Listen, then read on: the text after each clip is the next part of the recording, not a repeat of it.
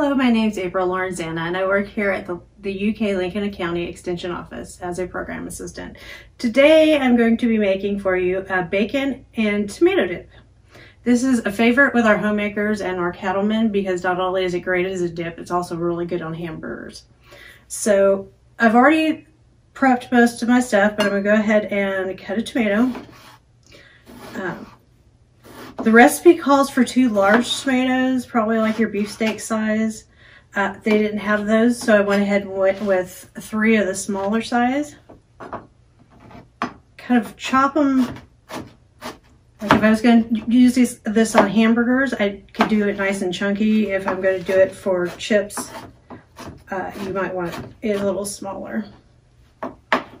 Also, don't throw away the juice on the board because that's going to come in handy later.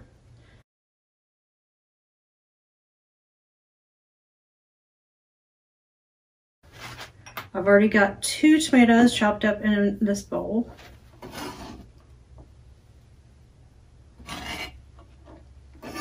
So some interesting things that I found out about tomatoes, because there's always seems to be that argument, usually on Facebook, with my friends on whether or not you should put tomatoes in the refrigerator.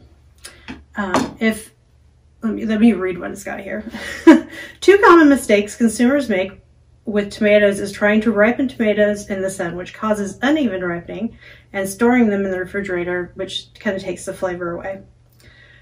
Tomatoes should be stored out of direct sunlight at temperature above 55 degrees, and once they're ripened, you can put them in the refrigerator to extend their usage. You can also quicken the ripening process by storing them in a paper bag.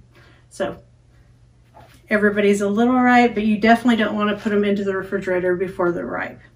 They kind of lose their flavor. Okay, so we've got our tomato chopped up.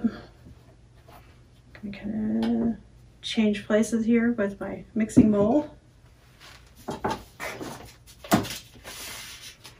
Okay, so into our bowl, we're going to do our tomatoes. It calls for 4 crumbled cooked pieces of bacon. You could do that, or you can find bacon pieces in the aisle of your local grocery store with the salad toppings. I went ahead and did that. It makes it a little faster. So I've got about 4 crumbled up pieces of bacon.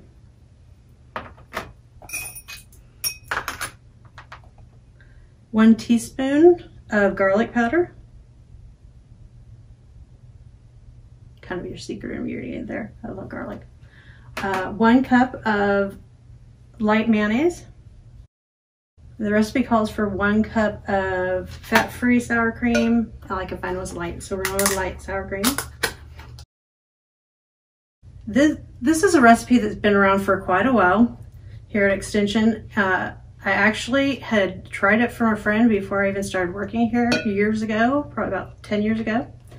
And they brought it to a card game and everybody just loved it.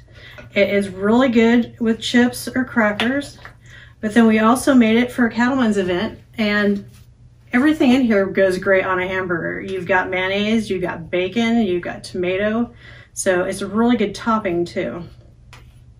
So let's see, I'm gonna mix this up real good, and then that's where your tomato juice that you've saved is going to come in. Is you can use that to thin it out more if it's too thick for your liking. And this is kind of one that you can kind of adapt it for your use. You could do chunkier tomatoes for hamburgers, or you could, if you have a little more taste for garlic, you could add a little more garlic. You make it thinner as thick as you want. I'm going to add just a little of the juice. So I'm not sure if you can see it. Get it nice and mixed up.